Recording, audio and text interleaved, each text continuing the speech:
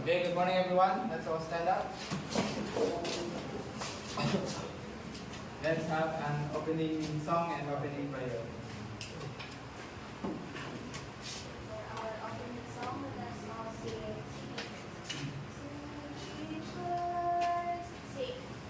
Seek first the kingdom of God and His righteousness,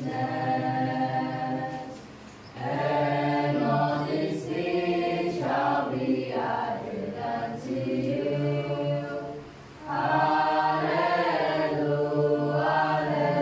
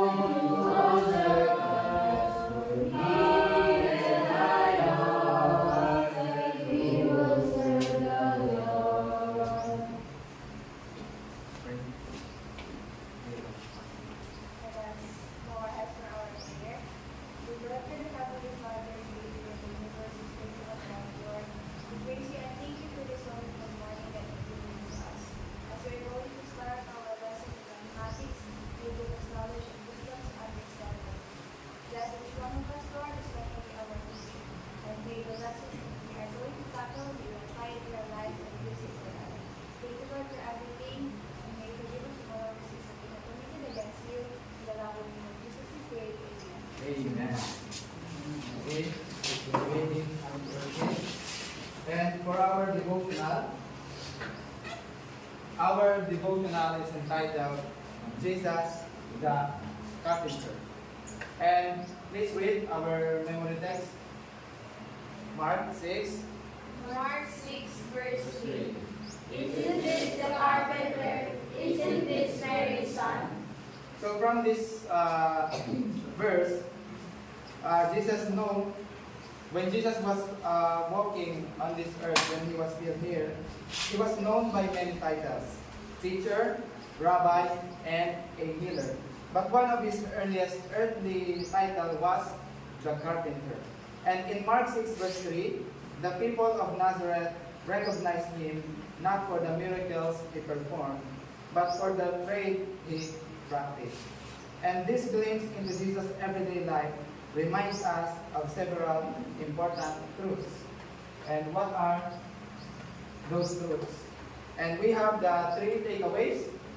First one is Unity and service, second, patience and skills, and third one, belief for building us. for God's kingdom.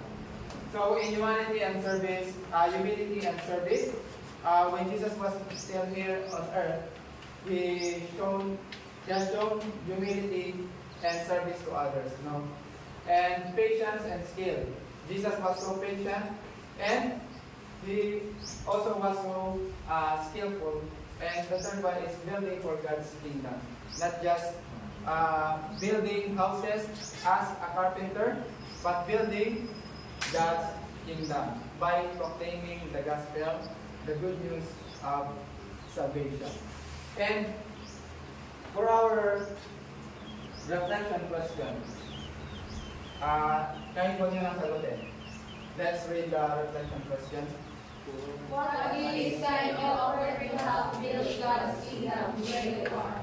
Yan. So, nasa sa inyo na yan kung paano siya dadalhin sa buhay niya. But, for our conclusion, a carpenter builds structures that stand the best of time. Jesus came to build something eternal, the kingdom of God. And He invites us to be part of this work, using our gifts, talents, and daily labors to point people to Him and bring hope to our communities. And, you know, as being Jesus as a carpenter, we know that He is building houses by using woods. And you know that one of the most common geometric shapes that we see every day is triangle. And we see it in architectural designs of bridges, buildings, and houses.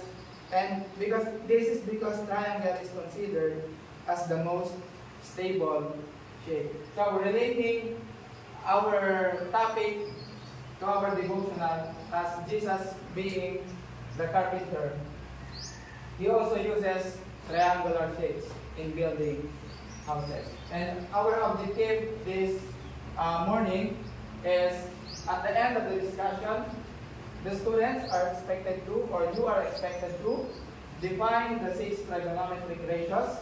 And the second one is find the trigonometric ratios of special right angles.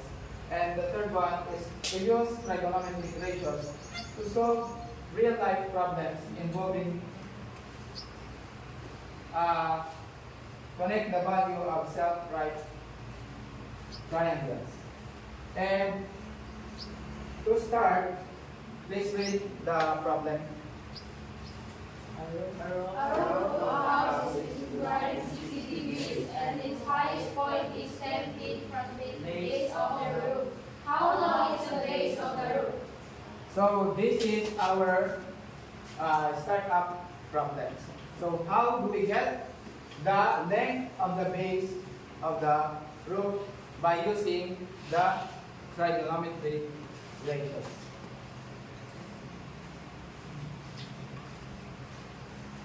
And after that, let's have a quick review about our past lesson this week. What was our lesson last week? We had trigonometric ratios, especially the 6 trigonometric ratios. And these are our trigonometric ratios. First one is we have sine of A is equal to Opposite over hypotenuse. And the second one, cos A equals tangent over hypotenuse. And the third one, tangent A equals opposite over adjacent. fourth, CA equals hypotenuse over opposite. and the fifth one is, Sec A equals hypotenuse over adjacent. and the sixth one or last one. Cos A equals adjacent over opposite. So these are our 6 trigonometric ratios. And today, we will be learning about the trigonometric ratios of special right triangle. And to start, let us have our first activity.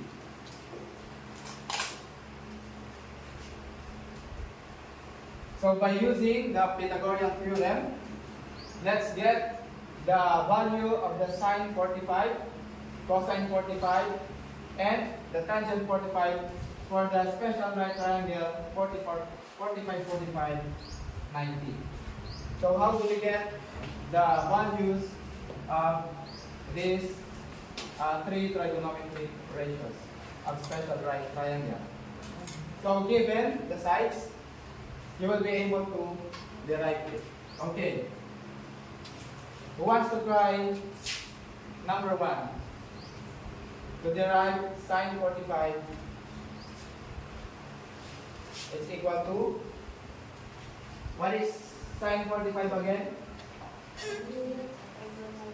Opposite over hypotenuse.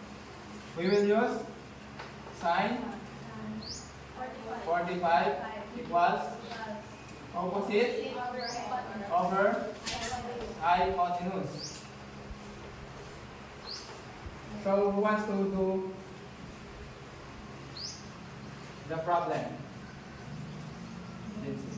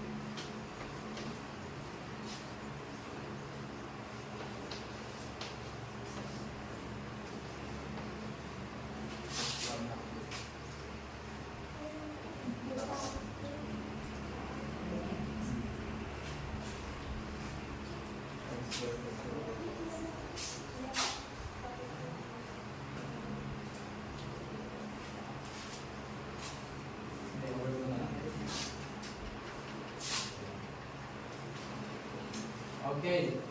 So the value of our sine 45 is the square root of 2 over 2. Now, let's write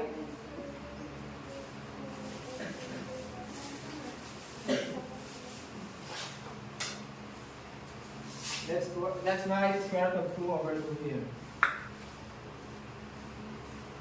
Next, we want to do the cosine 45. Then,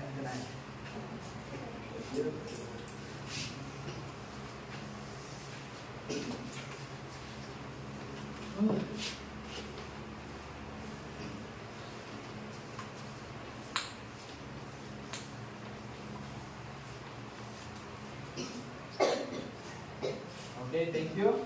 So we have square root of 2 over 2. It's the same with sine 45. Next is the tangent of 45. What is the tangent of 45? Tangent 45. That is tangent 45 x over x or 1. Very good. Thank you. So the value of tangent 45 is 1. Okay. Now let's move to special right triangle, 30, 60, 90 triangle. Now let's derive or let's get the value of sine 30, cosine 30, and tangent 30 first. Who wants to do the sine 30? Who's that?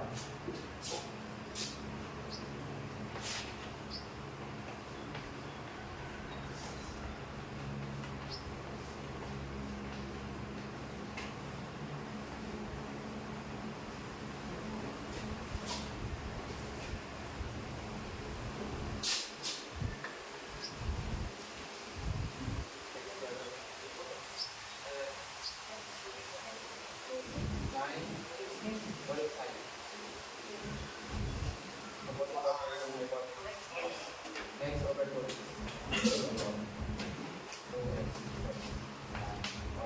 Okay, very good. So the value of sine 30 is 1/2.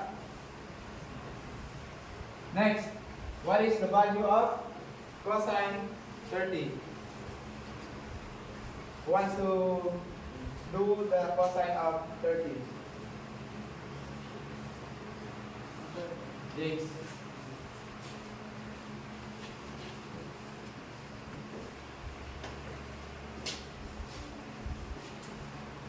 Cosine of 30.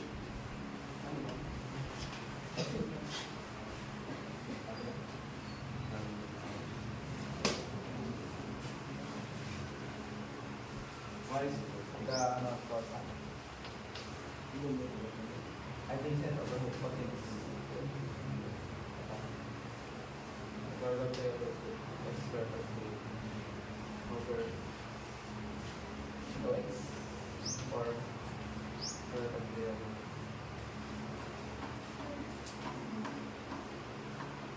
Okay, so the value of cosine 30 is square root of 3 over 2.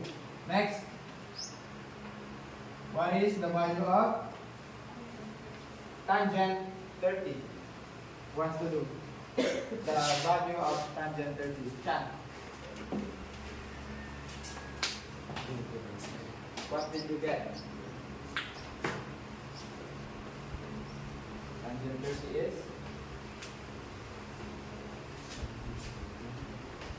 that is adjacent over opposite over adjacent, and that is square root of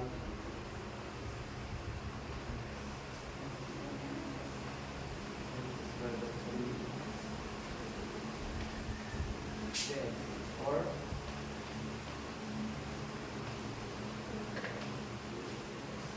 square root of 3 over 3. Okay, very good. So the tangent of 30 is square root of 3 over 3. Next, we want to get the sine of 30. Who wants to do the sine of 60 rather? Sine 60. Shamel. Sine 60. Galis naman natin yun.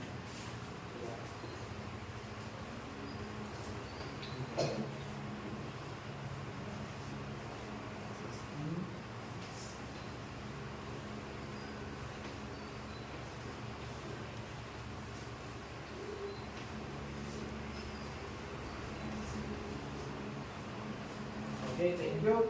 So the value of sine 60 is square root of 3 over 2.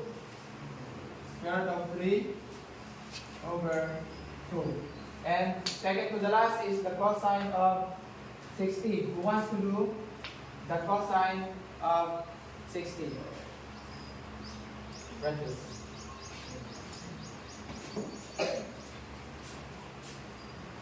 Cosine of 60.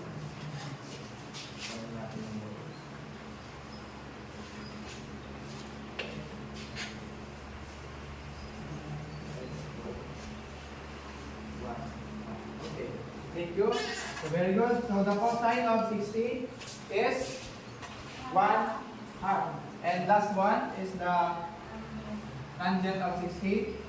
Who wants to do the tangent of 60? Sunny. The tangent of 60. Tangent of 60.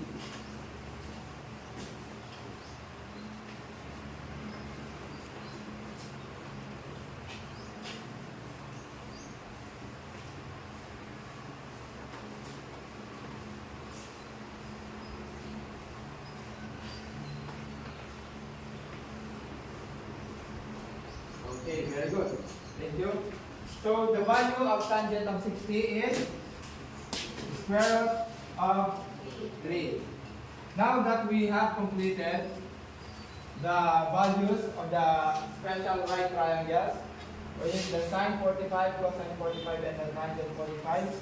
And for the 30-60 triangle, we have sine 30, cosine 30, and tangent 30, and sine 60, cosine 60, and the tangent 60. Now that we already have the values of the trigonometric ratios for special right triangles, I want you to get the exact values of this problem for your formative assessment.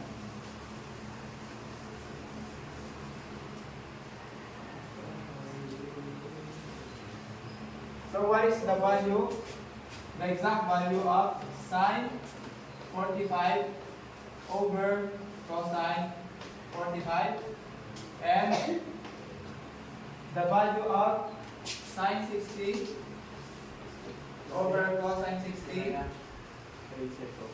and last one is the value of sine 45 squared plus the cosine 45 squared.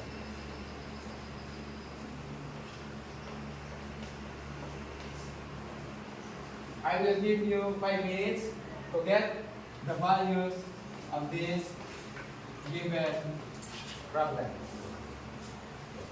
Your time starts now.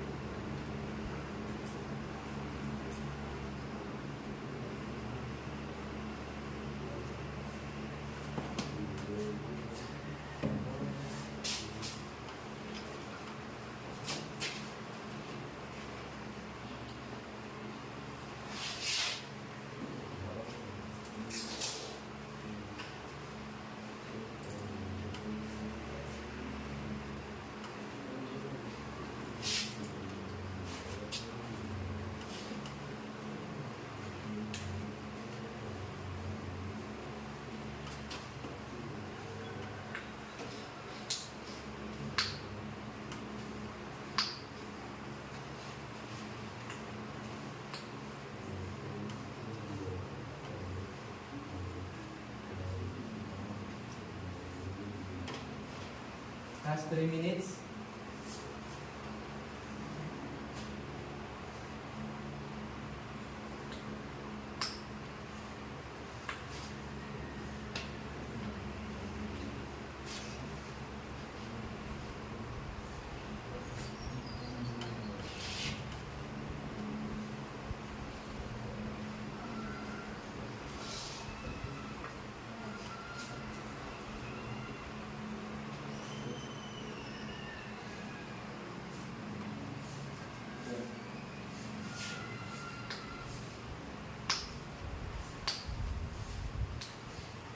Last 1 minute.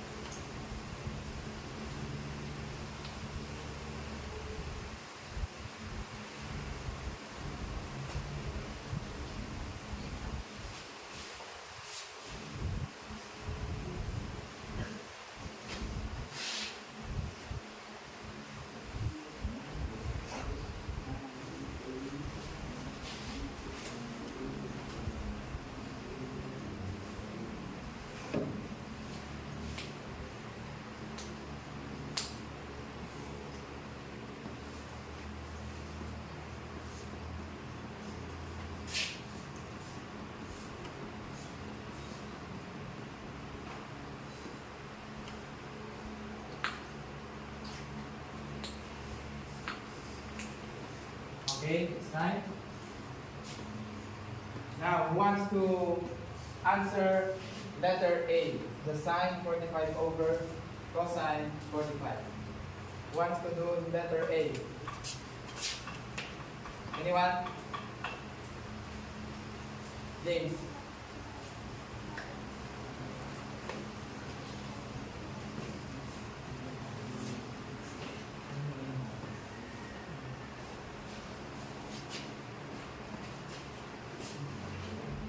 Sine 45 over cosine 45.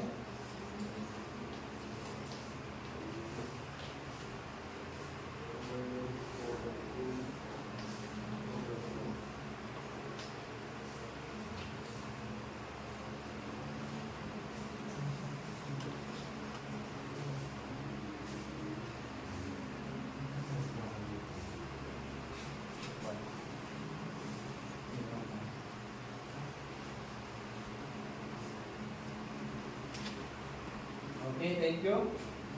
Because we have values sine 45 as square root of 2 over 2 and cosine 45 as square root of 2 over 2 and divide them, we will get 1. So the exact value of this problem given is 1. So we want to do letter B.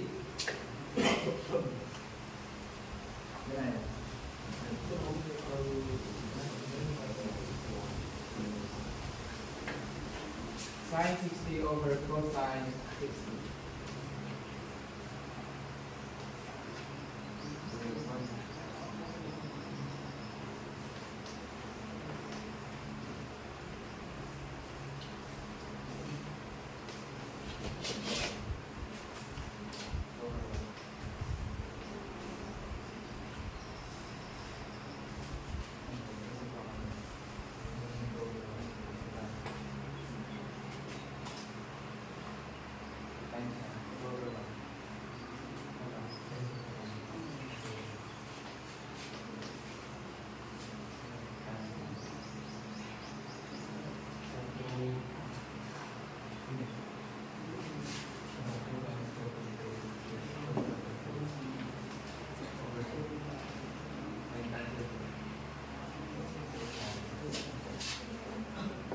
Okay, thank you very much, Danaya.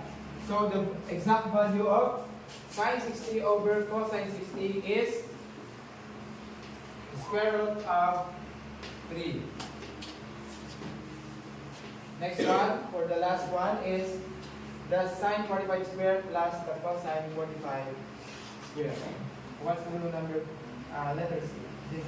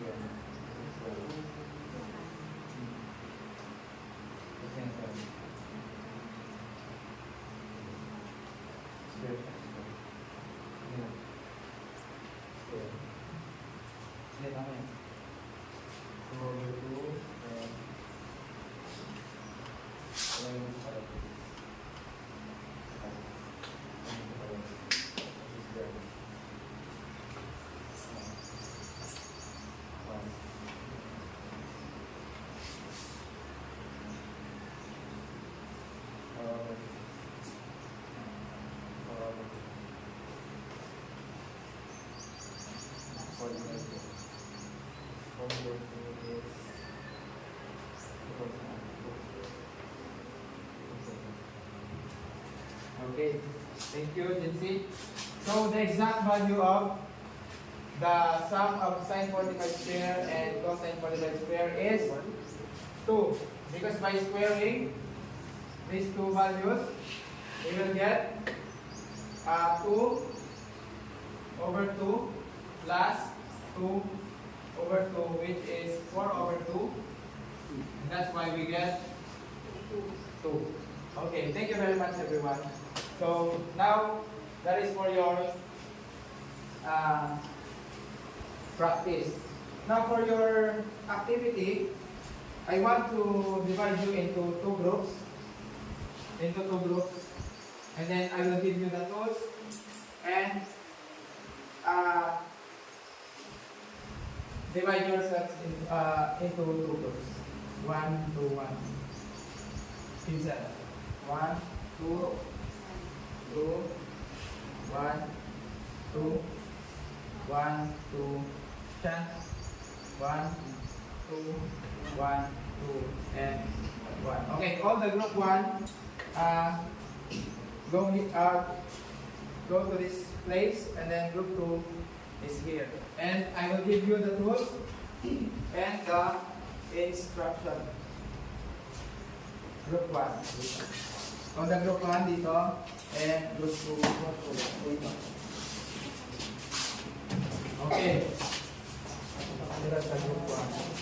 Okay, so for your activity, using the trigonometric ratios, using the special right triangle,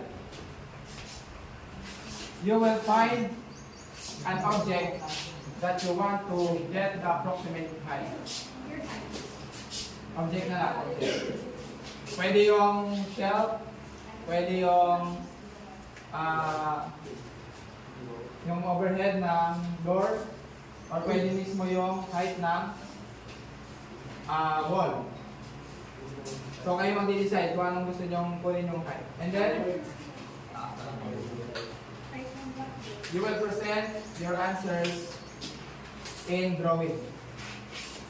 You will draw a triangle to get the height of the object that you chose. By using the trigonometric ratios. Kukunin niyo yung angle and then yung length ng base. I will give you 10 minutes to finish. Finish the activity.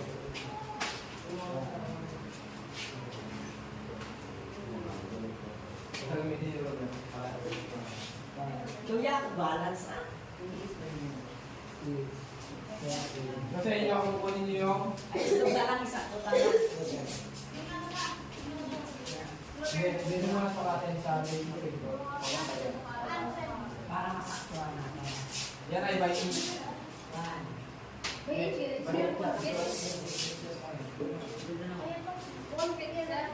inches lang yan. So, ipag-ataan nyo. Inches na lang. Kasi wala nang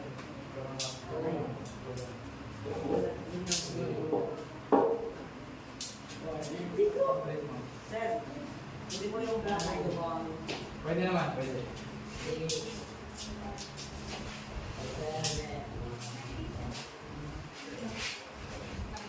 Tapos, kunin niyo yung angle of elevation by using the protractor.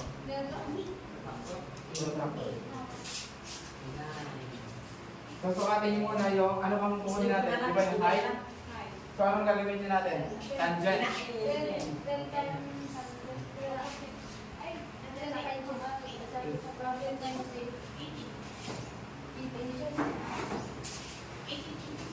So, tangent of 45 ang gagamitin. Tangent of the plane.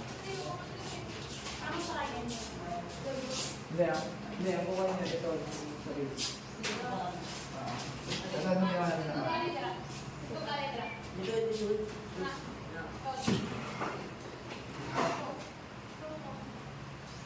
Tapos i-drawing nga as triangle. Using the, may mga ruler naman kayo.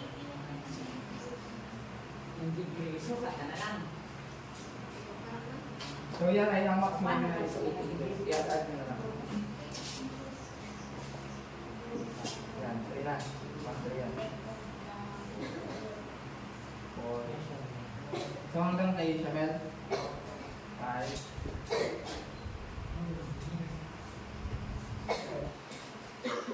Lagyan nyo ng marking para sabi sa patin mo. Hindi nyo sa inyo ano, hanggang saan? 8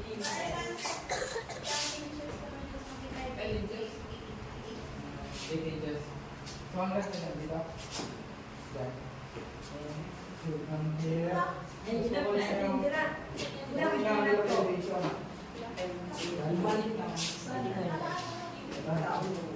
So kukunin nyo yung angle of elevation.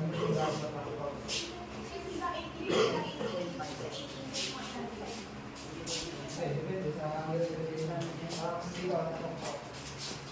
Di ba using the protractor? Yan.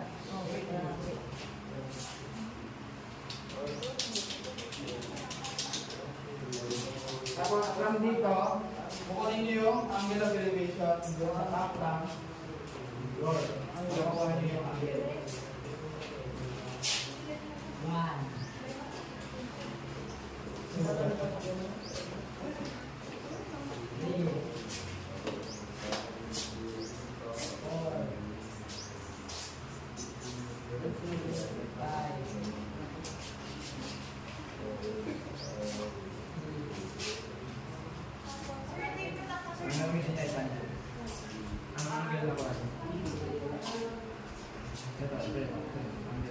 8 inches.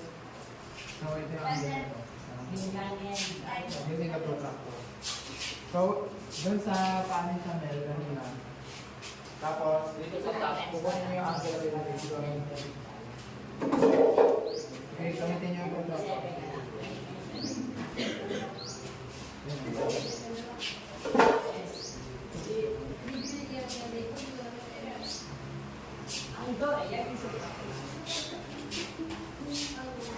So, paano nyo kunin yung ano? Dun sa point kanina, paano sa Mel? Gamitin nyo yung protractor para makuha yung angle of elevation.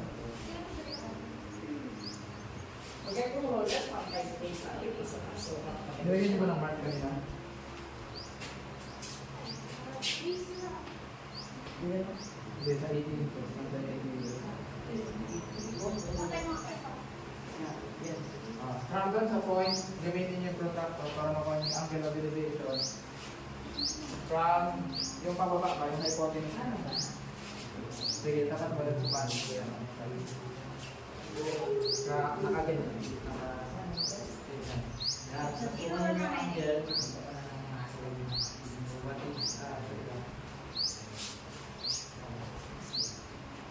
tapos, kunin mo yung angle, hawakan mo. Okay, kung ano yung nakatapat na angle hanggang dito sa top na board.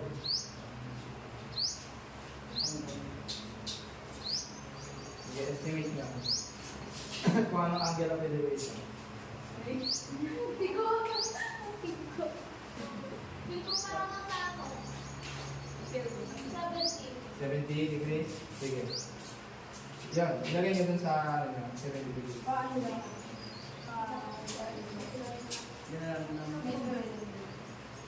Red,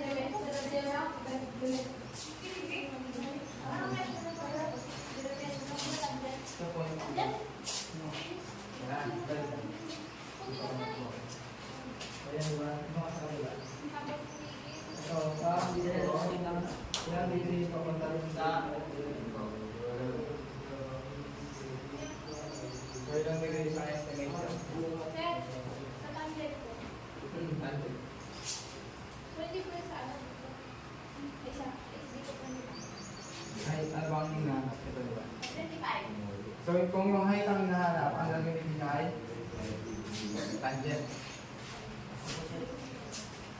Over adjacent. So given yung adjacent, ang hinahanap ay yung opposite. So magiging 80 times tangent of 70.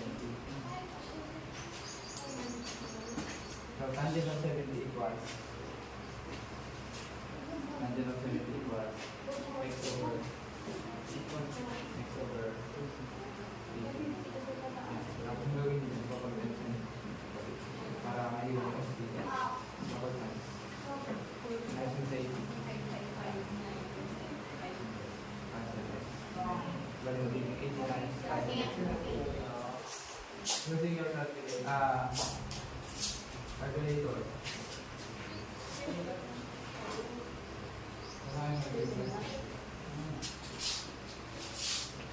Tangent of 80.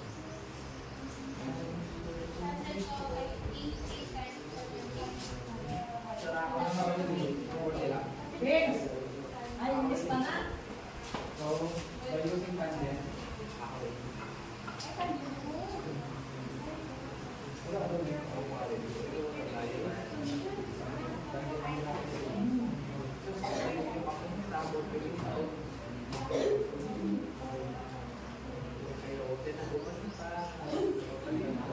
kasi ipapansin niya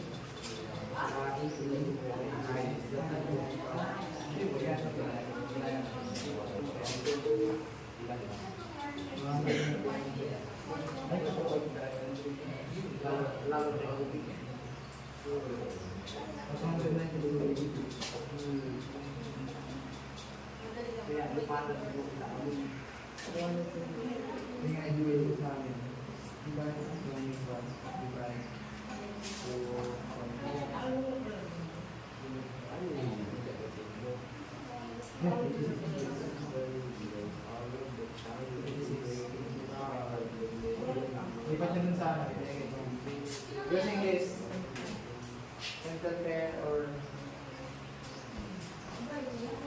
tapos yung sa inyo ang isang sulat. Ano naman?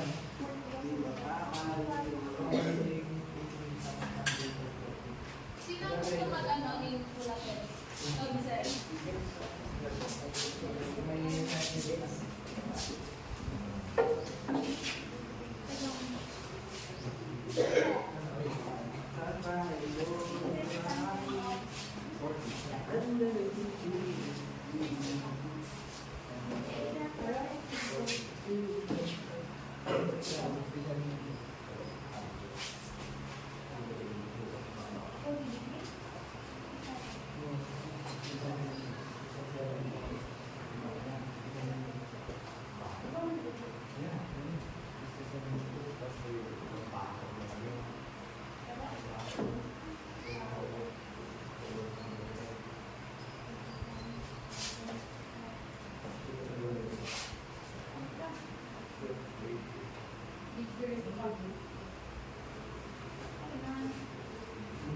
Okay, last 2 minutes.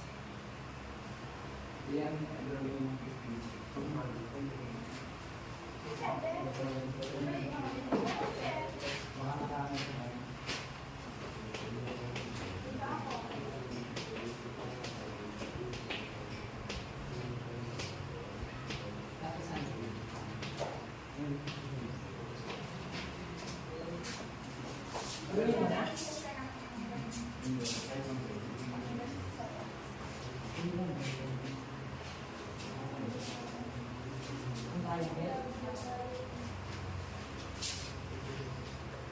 Bisa ni ka din eh.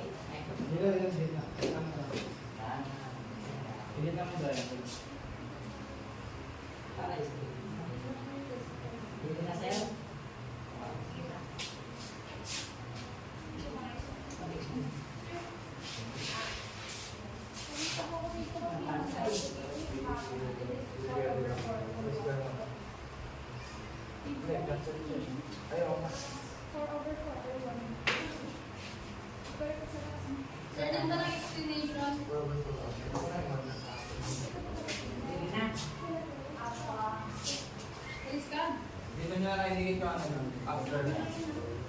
Mas malalawak nyo, dito nyo higit yung sagot nyo. 10%. Bantay ba? Luya ako na sa bilang. Ay. Transfer na naman. Luya.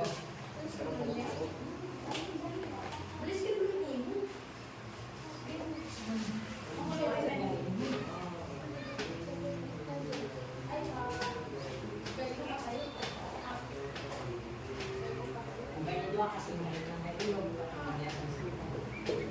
Ay, sorry.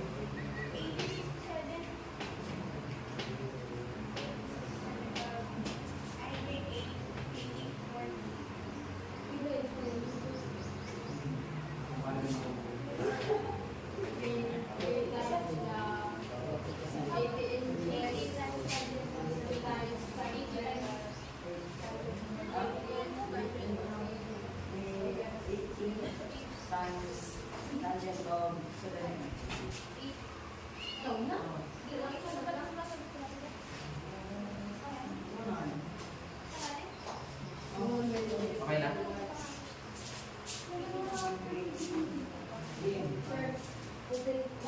Ano daw?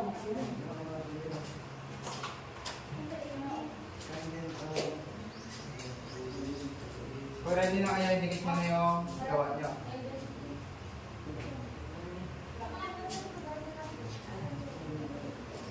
Ay, wala yan.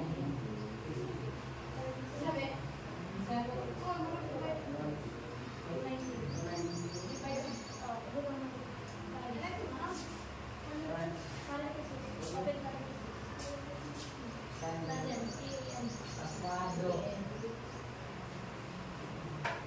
Diba? Direct nyo. Yun ang ano. Tama.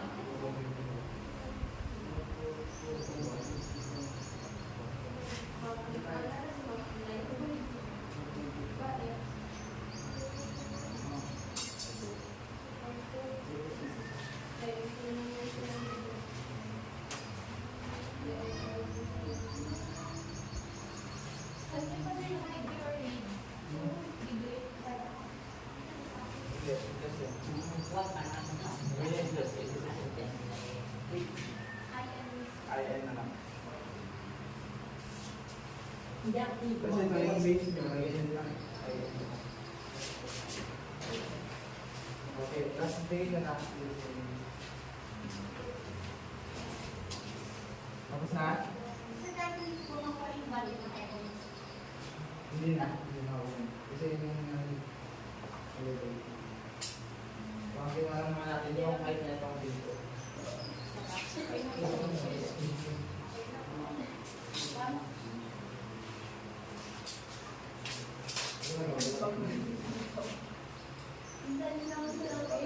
Parang wala naman.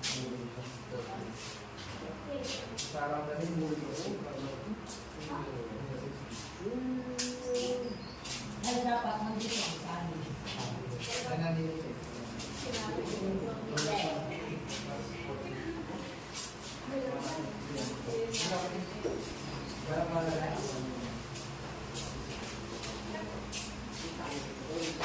Okay, when you're done,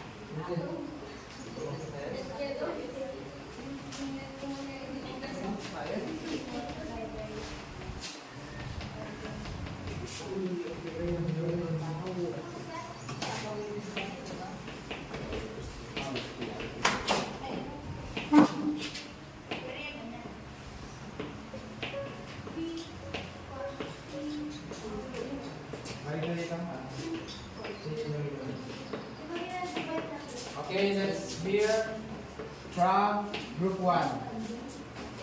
Their calculation. Getting the height of the top of the board. Ano? So, ang pinili nyo ay yung top of the board. Okay. So, good morning everyone. This is the Napis ko pa. presentation of group 1. So, we choose the top of the board. By using the formula of tangent is equal to opposite adjacent. So when looking for the inch or the height of the blackboard, we use tangent. So tangent is equal to opposite over adjacent. We the inch of the top of the board over there is 80 inch and its angle of elevation is 70 degrees Celsius.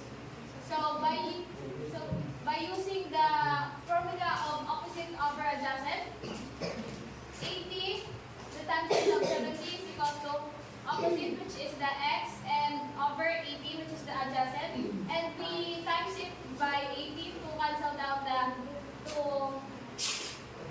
get the x. 80 tangent of 70 is equal to x over 80 times 80, cancel down. 80, the times tangent of 70 is equal to 219, and we divide it by 2.54, and we have 86 inch. So x is equal to 86 inches. Okay, thank you. Very good. Let's give a hand for group 1. Now let's have the presentation of group 2. Thank you. Napis ko na. Group 2.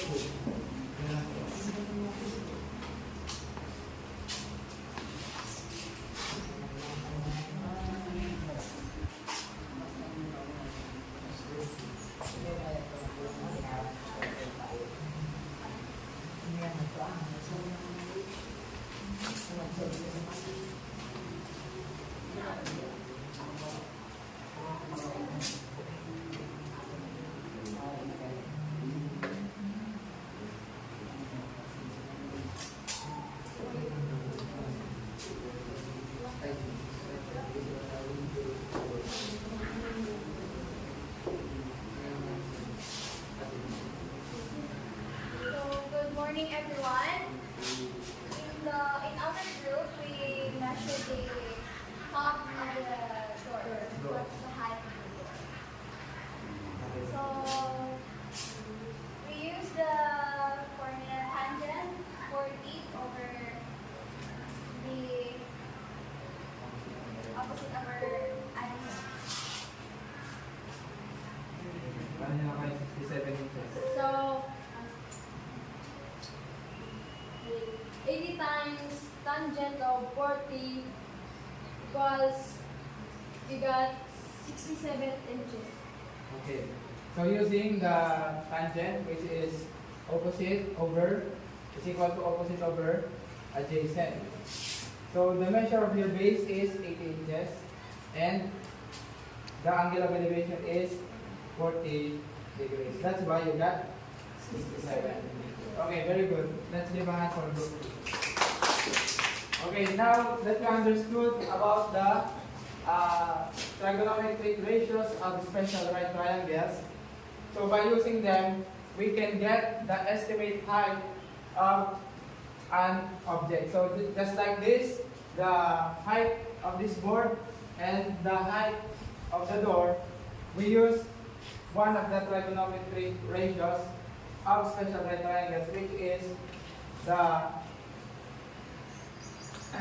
tangent. You both use the tangent to get the height because you both look for the height of the objects that you choose. Okay, thank you very much everyone. And for your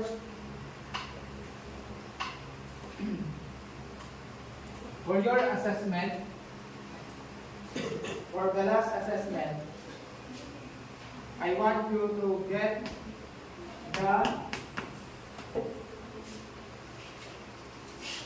this is an individual assessment.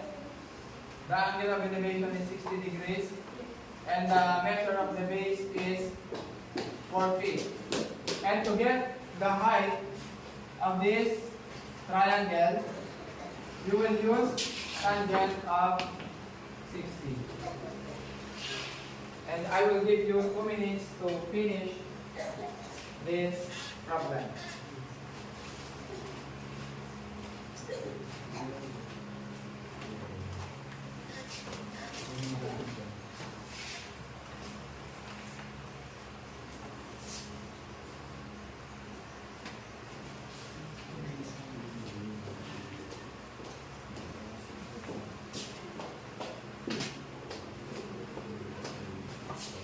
So what would be the length of the opposite side if the adjacent side is 4 feet and the angle of elevation is 60 degrees?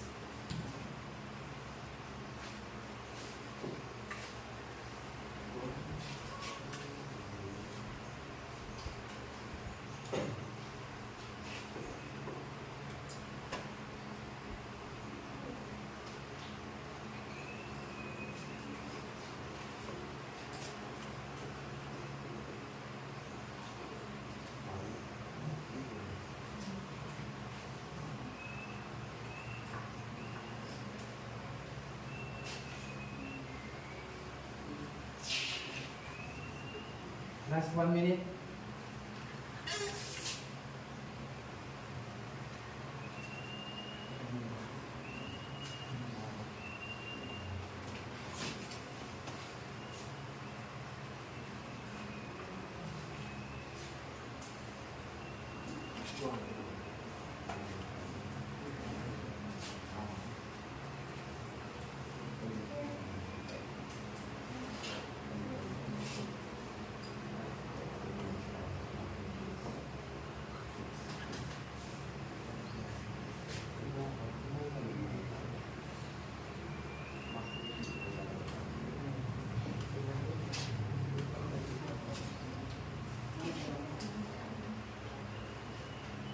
Okay na, exam.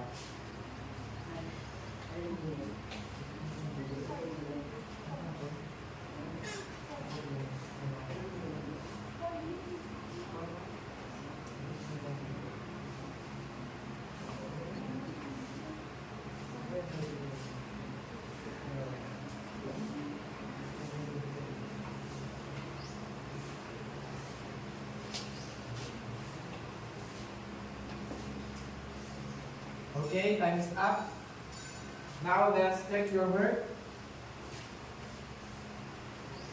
How did you get the height of that triangle?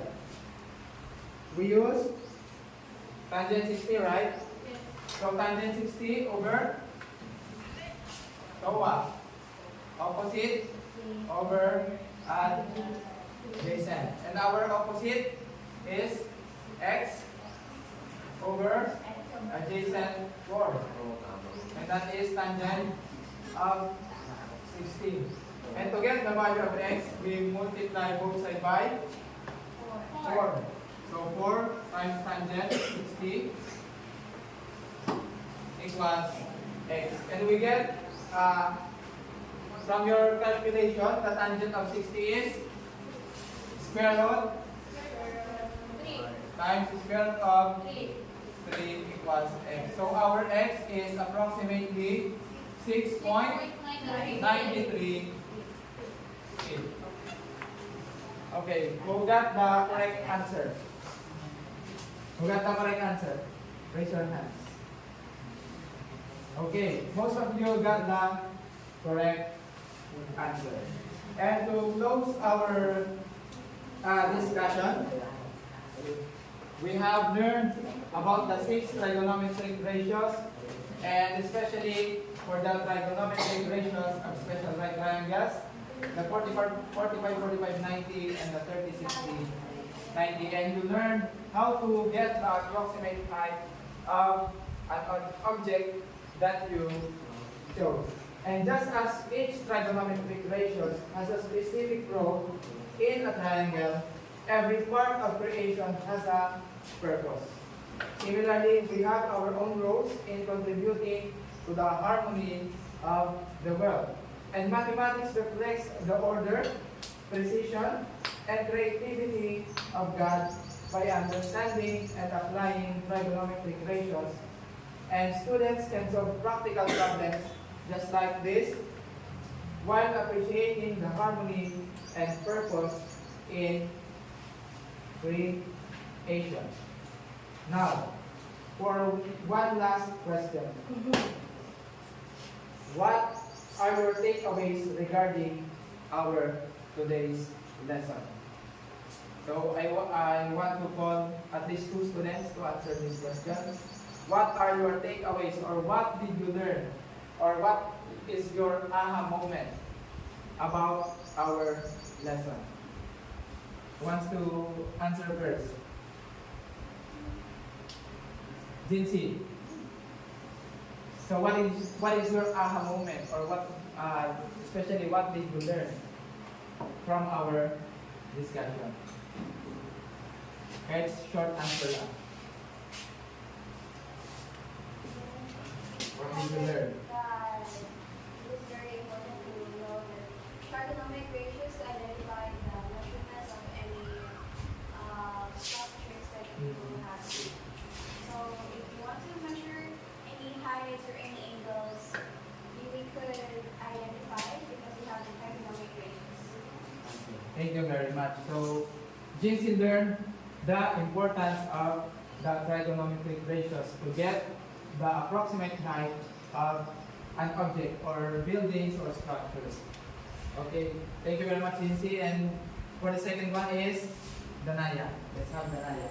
I've learned that every size and angle has purpose and importance. It's not just angles or sides, but it has a meaning, and each of every size has a accurate angle that needs to be measured. Okay, thank you very much, Danaya. So for Danaya, it's not just the size that's important, but also the angle of the triangle is also important to get the approximate height of the triangle. And for our homework,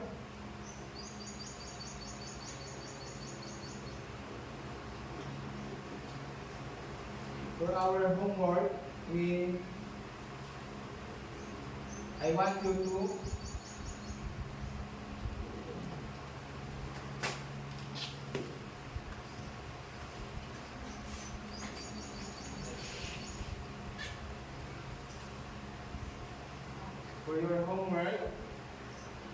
you will measure the height of an object near your home.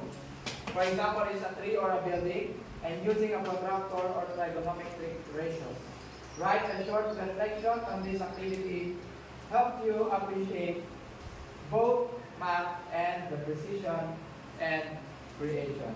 And that's all for our today's lesson. Thank you very much for listening. And for our closing, let us all stand for our closing prayer. Let us pray. Our most gracious, loving, kind Heavenly Father, we thank you, Father, for bringing us here in the school to learn about such things, especially about mathematics, and not just about learning mathematics, but we also learn how the world is in harmony because you are orchestrating these things, and you are the God of order. We thank you, Father, for these lessons, for guiding us and blessing us. Forgive us from all our sins, Father. In Jesus' name we pray. Amen. Amen. Thank you.